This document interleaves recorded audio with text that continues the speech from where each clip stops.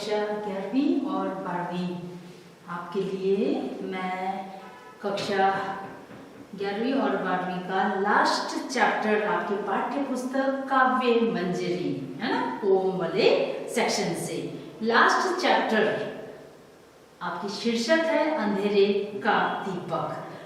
बच्चन जी, हरिवंश राय बच्चन जी द्वारा रचित ये कविता जो आपको मैं पढ़ाने जा रही हूँ। थोड़ा सा पहले मैं कवि परिचय आपके समक्ष प्रस्तुत करती हूँ कि कवि कौन थे, उन्होंने क्या किया था साहित्य के क्षेत्र में। श्री हरिवंश राय बच्चन का जन्म प्रयाग में सन 1897 में हुआ। बच्चन जी ने 13 वर्ष की अल्प आयु से ही काव्य रचना प्रारंभ की। काव्य क्षेत्र में इनकी रचना मधुशाला के प्रकाश के बाद इन्हें बहुत ही ख्याति मिली। काव्य के क्षेत्र में इनकी रचना मधुशाला बहुत ही विस्तृत रूप में इन्होंने रचा। ये मधुशाला बहुत ही बड़ा महाकाव्य है जिनको कई सारे भागों में विभाजित करके रखना पड़ा। इनकी प्रमुख रचनाएं हैं मधुशाला, मधुबाला, निशा निमंत्रण, मधुकलश, प्रणय पत्रिका, तेराहार, एकांत संगीत, दो चट्टाने, आकुल अंतर, सतरंगिनी, हलाहल, मिलन यामिनी, आरती और अंगारे, बुद्ध और नाच घर, खादी के फूल, त्रिभंगिमा, 4 खेमे, 64 खूंटे आदि बंगाल के अकाल और महात्मा गांधी की हत्या पर भी इन्होंने कविताएं लिखी हैं।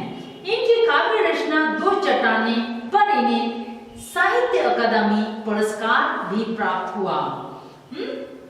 इनकी काव्य रचना के बाद पुरस्कार के बाद सन 1976 में इन्हें पद्म भूषण की उपाधि से अलंकृत किया गया। सन 2003 में इनका देवासान भी हो गया। ये थे संक्षिप्त में आपके हरिवंश राय बच्चन जी के परिचय।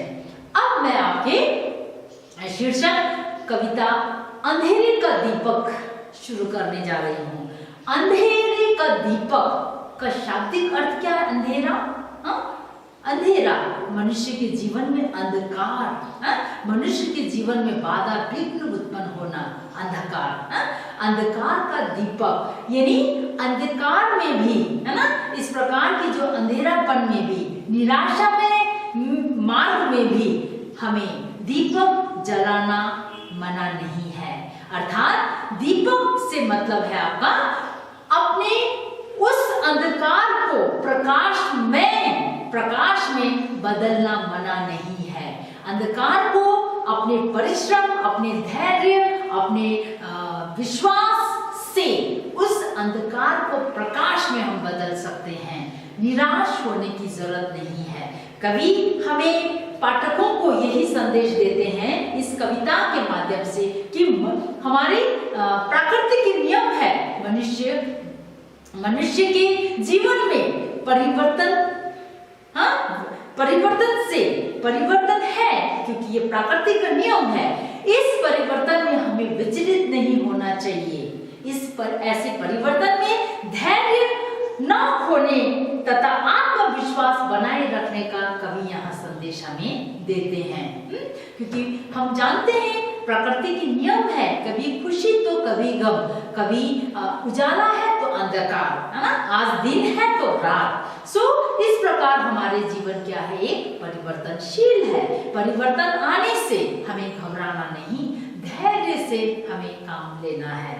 पहला पद मैं शुरू करती हूँ। कवि कहते हैं, है अंधेरी रात, हर इंसान के जीवन में अंधेरी रात है, अंधकार है, पर दीवा जलाना कब मना है? कल्पना के हाथ से कम नहीं है जो मंदिर बना था, भावना के हाथ में जिसमें वितानों को तना था, स्वप्न ने अपने करों से था जिसे रुचि से संवारा, स्वर्ग के दुष्प्राय रंगों से रसों से जो सना था, ढह गया वह तो जुटा कर ईंट पत्थर कंकड़ों को एक अपनी शांति की कुटिया बनाना कब मना है अंधेरी रात पर दीवा जलाना कब मना है? कवि के जीवन से हल्का सा संबंधित है, यहाँ पे जुड़ा गया है। कवि कहते हैं प्रकृति के नियम है, सृजना और संहार का काम निरंतर चलता आया है। बनना और बिगड़ना तो सबके जीवन में चलता आया है, ये नियम है। इसलिए इन परिवर्तनों से हमें विचलित नहीं होना चाहिए। ऐसे जीवन में परिवर्तन आने से हमें घबराना नहीं चाहिए। आवेश में आके गलत हमें कदम नहीं उठाना चाहिए। यह संदेश देने वाली कविता है। कवि कहते हैं अंधेरे का दीपक की उपयुक्त पंक्ति में कवि कहता है कि अंधेरी रात होने पर भी दीपक जलाने की मनाही नहीं है। अर्थात दुखों के क्षण में भी धैर्य बनाए रखना चाहिए। हमारे जीवन में, हमारे मार्ग में कितनी भी बड़ी मुसीबत, कितनी भी बड़ी दुख ना उत्पन्न हो, हमें उस समय धैर्य बनाए रखना चाहिए। कवि कहता है कि यह माना की कल्पना के कवि के जीवन में कवि कहते हैं कि माना कि मैंने कल्पना से, है ना, बहुत मन से कल्पना करके अपने हाथों से सुंदर मंदिर का निर्माण बना, जिस पर हमारी बहुत सारे फीलिंग्स, भावना से अपने हाथों से संजोए ताने थे, कई सारे सपने उस भावना रूपी शब्दों से मैंने उन मंदिर को बनाने में परिश्रम किए हैं। स्वप्न ने अपने हाथों से जिसको सजाया संवारा था, बहुत ही मन था ऐसा बनाऊंगा, ऐसा बनाऊंगी, उन हाथों से सजाया संवारा था, जिसे अनेक दुष्प्राय रंगों से सजाया था। कई सारे कलरफुल, कई सारे रंगों से मैंने उस मंदिर, उस भवन को बनाने में सामग्रियों का उपयोग किया था। यदि वह आज ढह गया, यदि वो सपनों से बने हुए जो मंदिर है हमारे, जो कई सारे सामग्रियों से बन के जो तैयार हुआ है, मानो ये अगर यदि ढह भी गया, अर्थात बिखर भी गया, तो क्या हुआ? उनके जो बिखरे हुए टुकड़ों से, यानी पत्थर, ईंट, कंकड़ों को जोड़कर शांति के कुटिया बनाना मना नहीं है। उन बिखरे हुए सामग्रियों को फिर से इकट्ठा करके जोड़ के अपने मन की शांति के लिए एक कुटिया बनाना मना नहीं है। अर्थात बिखरे को फिर हम बना सकते हैं, है ना। उस बनाने के लिए यहाँ कोई बाधा विघ्न नहीं है, अपनी शांति के लिए हम फिर से बना सकते हैं। यानी कवि कहते हैं कि यानी हमारे जीवन में किसी भी प्रकार की मुसीबत क्यों ना उत्पन्न हो, क्यों ना आए, क्यों हमारे मार्ग में अवरोध, है ना, रुकावट क्यों ना आए, हम उन अवरोध को, उन रुकावटें को हम फिर से अपने लगन, अपने परिश्रम से फिर से उन्हें हम साफ कर सकते हैं। फिर से हम अपने उस अंधकार को प्रकाश दीपक में हम बदल सकते हैं। यानी हमें कभी हार नहीं मानना चाहिए। हमने देखा ये पहला पद के अंतर्गत। अब सेकंड पद, दूसरे पद हम देखते हैं। बादलों के अस्त्र से धोया गया नव नील नीलम का बनाया था गया मधुपात्र मनमोहक मनोरम। प्रथम उषा की किरण की लालिमा से लाल मदिरा थी, उसी में चमचमाती नव घनों में चंचला रसम। वह अगर टूटा, मिलाकर हाथ दोनों की हथेली, एक निर्मल स्रोत से तृष्णा बुझाना कब मना है अंधेरी रात पर दीवा जलाना कब मना है। बहुत ही सुंदर कवि कहते हैं यहाँ पे, है ना।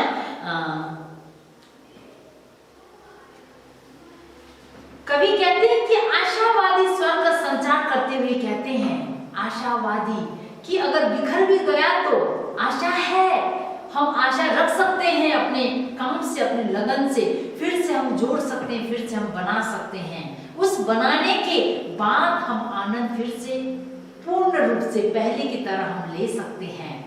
सो कवि दूसरे पद में कहते हैं कि बहुत ही अगर मानो यदि तुम्हारा अत्यंत मूल्य, बहुमूल्य, सुंदर तथा बहुमूल्य रत्न द्वारा बनाया गया मधु पात्र, यानी शराब पीने की जो पात्र है, ग्लास है, बहुत ही सुंदर, बहुत ही कीमती है, जिसमें उषा की किरण की लालिमा जैसे लाल मदिरा छलका करती थी, यदि टूट गया तो, यानी उस मधुपात्र, मधु यानी यहाँ पे शराब से, है ना, यहाँ पे मधुपान से कवि कहते हैं कि उस सुंदर से पात्र जो कई सारे कीमती वस्तुओं से जुड़ के बना है, बहुत ही बहुमूल्य है वो पात्र शराब डालने वाले, है ना। उसमें कई सारे कई तरह के महंगे महंगे शराब डाला जाता है और उसके द्वारा पान किया जाता है, पिया जाता है। यदि अगर वो कीमती पात्र अगर टूट भी गया तो कभी कहते हैं कि कोई बात नहीं, इस बात को प्रकृति में सृजन और संहार का निरंतर चलने वाला क्रम समझकर भूल देना चाहिए।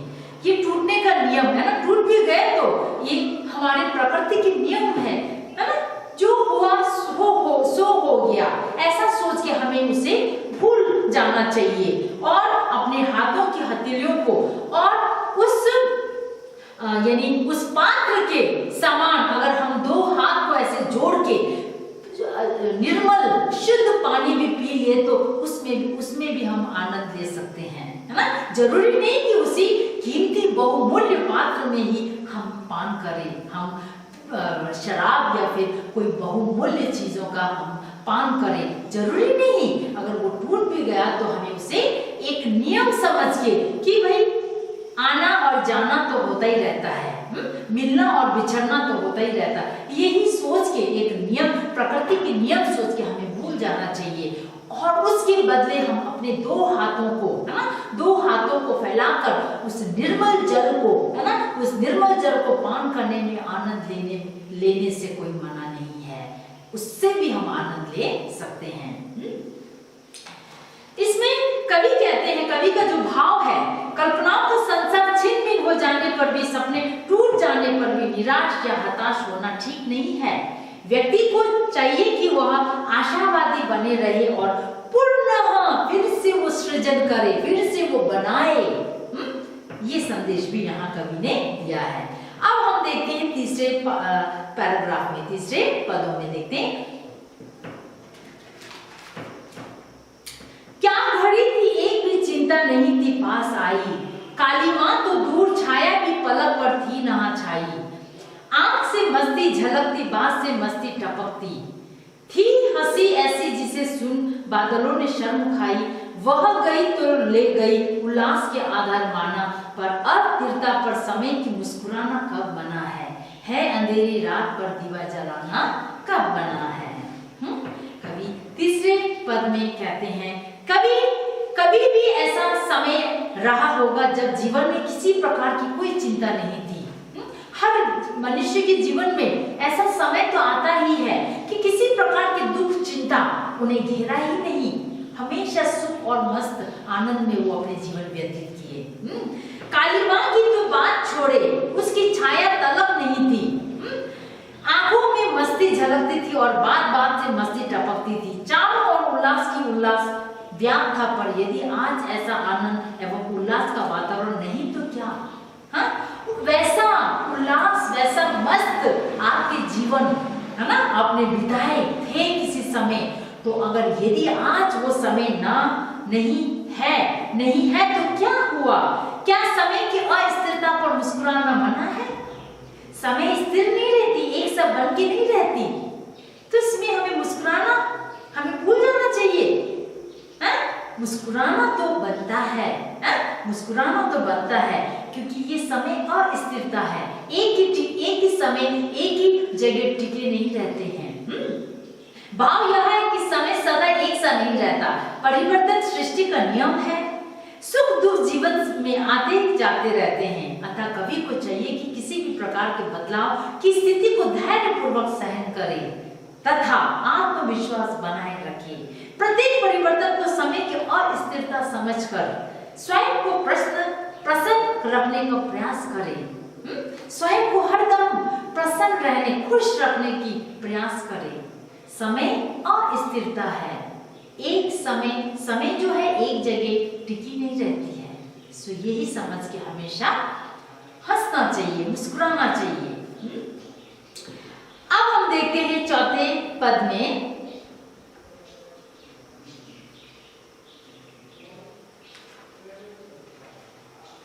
हाय वे उम्मा की झोंकी के जिसमें राग जगा, वैभव से फैले आंखें गान का वरदान मांगा, एक अंतर से ध्वनित हो, दूसरे में जो निरंतर भय दिया अंबर अवनी को मतला के गीत गा गा, अंत उनका हो गया तो मन बहलाने के लिए ही, ले अधूरी पंक्ति कोई गुनगुनाना कब बना है अंधेरी रात पर दीवा जलाना कब बना है, कब बना है।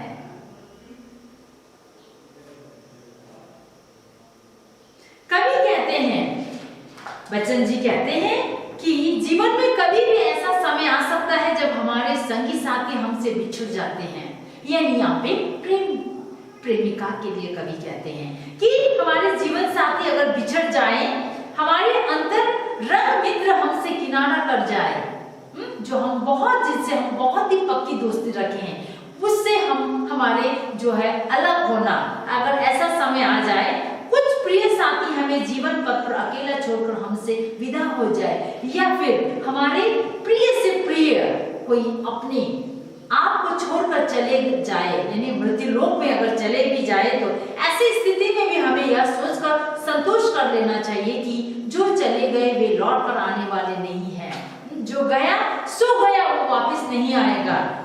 जो जीवन पथ पर हमने अलविदा कहकर चले गए, वे कभी वापस नहीं आएंगे। ऐसे समय में क्या हम किसी नए साथी की खोज करके उसे मन की मीत बनाकर उससे लौ नहीं लगा सकते? जो गया बहुत ही प्यारी थी आपके जीवन में, वो चले भी गए, आपकी उनसे दोस्ती भी टूट गए, यानी प्रेम प्रेमिका के रिलेशन संबंध भी टूट गए, या फिर आपके प्रियजन आपको छोड़ के हमेशा के लिए अलविदा हो गए, मृत्युलोक में चले गए, तो क्या हम अपने जीवन में धैर्य रख के अपने जीवन में ऐसे समय आने पर नए साथी की खोज करके उसे मन का मीत बनाकर, बहुत प्रिय मीत बनाकर उसे लौ नहीं लगा सकते? अपने खुशी को दोबारा हम नहीं ला सकते हैं। सो हमें ऐसा ही करना चाहिए। कवि कहते हैं, क्या हवाएं थी, हाय क्या हवाएं थी कि उजड़ा प्यार का वह आशियाना, कुछ न आया काम तेरा शोर करना गुल मचाना, माना कि उन शक्तियों के साथ चलता जोर किसका, किंतु एक निर्माण के प्रतिनिधि तुझे होगा बताना, जो बसे हैं वो उजड़ते हैं, प्रकृति के जड़ नियम से, पर किसी उजड़े हुए को फिर बसाना कब मना है अंधेरी रात पर दीवा जलाना कब मना है। हरिवंश राय बच्चन जी पांचवे पद के अंतर्गत कवि कहते हैं कि कभी माना कि हवाओं ने प्यार के आशियाने को उजाड़ दिया, बहुत भयंकर आंधी तूफान आए, उस आंधी तूफान की हवा के माध्यम से आपने बनाए हुए जो आशियाना है, प्यार से जो घर आपने बसाए हैं, वो उजड़ गया। मानो तुम्हारा शोर मचाना भी किसी काम नहीं आया, तुम उसके लिए अपने बचाव की रक्षा के लिए सबसे आप मांगते हैं मदद, अगर कोई भी नहीं आया, क्योंकि प्रकृति की शक्तियों के सामने किसी का जोर नहीं, क्योंकि वो प्रकृति के द्वारा नेचर करता है। सो नेचर के जो भी कुछ है ना, नेचर के द्वारा जो भी कुछ होता है वो हमें से कोई भी मनुष्य उसे रोक नहीं सकता। सो किसी का जोर नहीं चलता। कभी मनुष्य को प्रेरणा देते हुए कवि कहते हैं कि तू निर्माण का प्रतिनिधि है, यानी मनुष्य ही बना भी सकते हैं, बिगाड़ भी सकते हैं, है ना। जो प्रकृति, तू निर्माण का प्रतिनिधि है, बिखरे को तू बना सकता है, इसीलिए तुझे यह स्मरण रखना होगा तथा सबको बताना भी होगा, जो बसे हैं वे कभी ना कभी अवश्य उजरेंगे, यानी जिनका जन्म हुआ है उनका मृत्यु आवश्यक है। जो बसे हैं वो अवश्य बिखर भी जाते हैं। प्रकृति का यही नियम है। भाव यह है कि प्रकृति में सृजन और विध्वंस का खेल लगातार चलता आया है और चलता रहेगा, इसलिए इस प्रकार के परिवर्तनों पर दुख मनाना ठीक नहीं है। ऐसी अवस्था में किसी उजड़े हुए को फिर से बसाने का प्रयास अवश्य करना चाहिए, बिखरे हुए को बसाने की आवश्यक है ना प्रयास करना चाहिए। सो उसी में निराश होकर अपने जीवन को तहस नहस नहीं करना है, क्योंकि आशा है, आशा रखना है, आशा से ही आपके सृजन फिर से दोबारा हो सकते हैं। यानी उस अंधकार को आप प्रकाश में आप परिवर्तन कर सकते हैं, क्योंकि मनुष्य ही बनाता है अपने जीवन को, मनुष्य ही बिगाड़ता है अपने जीवन को। सो अपने ऊपर है कि आप क्या करें, लेकिन कभी आशावादी रखने, पाठकों को आशावादी विचार रखने की यहाँ प्रेरणा देते हैं। सो ये थे आज के अंधेरे का दीपक हरिवंश राय द्वारा रचित ये कविता। बहुत सुंदर, आपको याद करना है भावार्थ। सो आज के लिए यही समाप्त करती हूँ। अगले मैं शीर्षक कोई भी लेके आपके समक्ष फिर से मैं